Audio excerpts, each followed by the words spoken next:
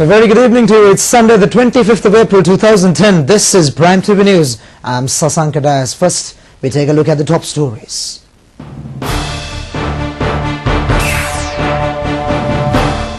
A number of ministers assume duties amidst religious observances.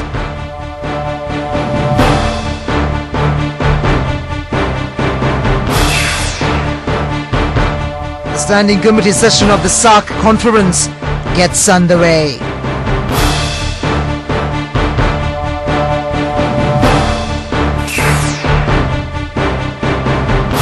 Sri Lanka is to eradicate malaria by 2014.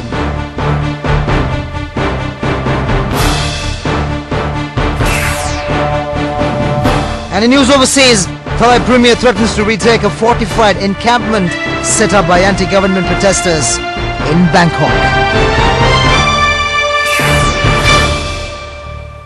Moving on to news in detail, we start off with news here at home. The newly appointed ministers have assumed duties amidst religious observances at their respective ministries. A function was held at the SLFP headquarters in Horana to thank the voters who were committed in bringing about the victory of the Freedom Alliance. The Mahasangha extended their blessings to Minister of State Management and Reconstruction Ratnasiri Wickramanayake and Parliamentarian Vidura Wickramanayake. Minister of Irrigation and Water Resource Management Nima Siripala de Silva said that a national water management policy will be speedily formulated. The minister expressed these views after calling on the Mahanayaka Theras of the Malvatta and Asgiriya chapters. Meanwhile, Minister of Petroleum Industries Susil Premjan said that oil exploration work will be expedited. The minister expressed these views after receiving the blessings of the Mahanayakas of the Malvatta and Asgiriya chapters. The new Plantation Industries Minister Mahinda Samarasinghe and the Deputy Minister Salinda Disanayake assumed duties today. And the minister said that many development programs will be launched under the Mahinda Chintana policy. The Standing Committee session prior to the SAARC summit has got underway in Thimphu, the capital of Bhutan. The 37th session of the Standing Committee, comprising foreign secretaries of South Asian countries, including Sri Lanka, that began today will continue until tomorrow. The 38th session of the Programming Committee, comprising the senior officers of the region, was held yesterday. The 32nd session of the Council of Ministers will be held on Tuesday. The 16th SAARC summit will ceremonially open on Wednesday. A notable feature is that the conference is being held in Bhutan after the 15th conference was successfully held in Sri Lanka. This is the first time that Bhutan is hosting a SAARC summit since its launch in 1985. It will be the biggest ever international conference to be held in Bhutanese history. The president will participate as a leader of the region who eliminated terrorism. The newly appointed foreign minister will participate in the conference, undertaking first official assignment. Minister Basil Rajapaksa inspected the Dikkovita harbour construction project, which will largely benefit the fishing community.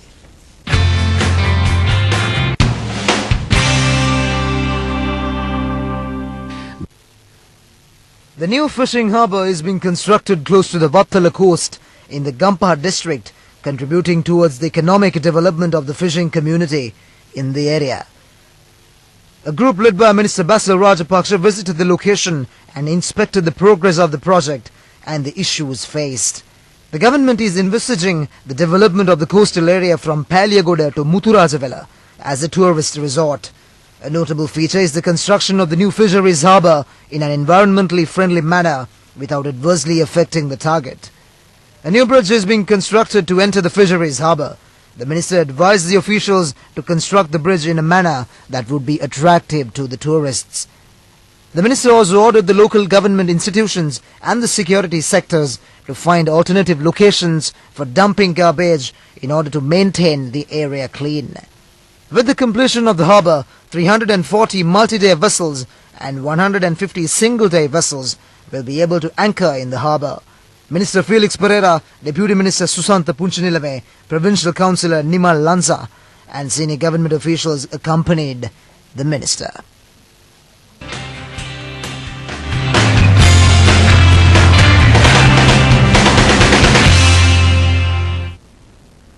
The number of those suffering from malaria has dropped to 500, while millions are dying due to malaria epidemics. in the world. Counting malaria out is the theme of this year. It aimed to find new ways of saving millions who died due to the disease. 400,000 people were suffering from malaria by 1997. As a result of a 12-year successful program, only 500 patients are currently reported. It is expected to eliminate the disease by 2014. Dr. R. Abhay Singh, Director of National Anti-Malaria Campaign, said that the Health Ministry and the Anti-Malaria Campaign have jointly observed the World Malaria Day at the national level. He said that a march was organized in the Trincomalee town and awareness will be raised in the coming month in the north and east where the disease is mainly prevailing. He said that only 100 cases were reported in the first 4 months of this year. Deputy Minister Mervyn Silva has said that he will continue to work on behalf of the media personnel. He expressed his desire to provide guidance to the media organizations and set an example to the media world. He called upon the media organizations to help him in creating a cultured society. He said that this country is rich in creativity, therefore third-grade teledramas should not be imported from other countries. The minister expressed these views when he laid the foundation stone for a 3-storied building at the Balagal Ashokarama temple in Handala. Mrs. Pushpa Rajapaksa laid the foundation stone at the auspicious time. Venerable Dr. Valpola Vimalanyana Thera was amongst the members of the Mahasangha who were present. Sri Lankans living in Britain have felicitated the President who is steering the country towards development after eliminating terrorism. An award to be presented to the President was handed over to the Sri Lankan High Commissioner in London, Nihal Jayasinghe, at a function held at Hounslow in London. The organization of Sri Lankans in Britain, the Janahanda Foundation, had organized the function. Its president, Sri Lal Das, said that the Sri Lankan diaspora in Britain, consisting of the Sinhalese, Tamil and Muslim communities, appreciate the massive development program launched by the President. Welcome back. You're watching Prime TV News. Still at home. The Gazette notification giving information on the subjects allocated for the new ministers is to be released next week. There were a large number of ministers in the previous government. Problems had surfaced in the allocation of subjects to various ministries due to this reason. President Secretary Lalit Veeratunga said that this had caused major obstructions to the implementation of development projects. However, there are only 37 ministers in the new cabinet. The President Secretary pointed out that the related subjects will be allocated to the ministers appropriately. The government is also considering the establishment of a separate unit for the coordination of the ministries. Moving on, the Nuwara Flower Show has concluded. The flower show was launched yesterday at Victoria Park in Nuwara. The show was inaugurated by the Nuwara Mayor, and thousands of people from all over the country visited the exhibition. Number of flowers that are endemic to Nuwara were on show.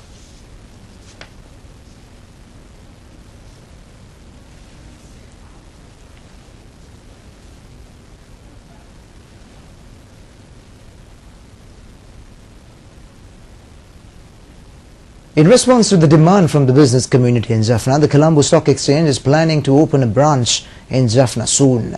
The chairman of the Securities and Exchange Commission, Udayashree Karyavasam, participating in a radio program, said that necessary measures are currently being taken and the details will be released in the near future.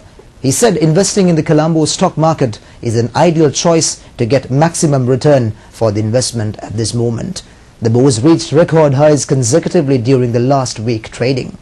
It has gained nearly 22% so far this year, becoming the second best market in Asia. Colombo Stock Exchange was reported to be the second best performing stock market in the world in 2009. He said that many investors have shown interest in the stock market at this moment as the country is recovering from the devastating war. He pointed out that the low inflation rate and the low interest rates that are good indicators of the progress in the country. CSE currently operates 4 branches in Mathura, Kandy, Kurunegala and Negombo.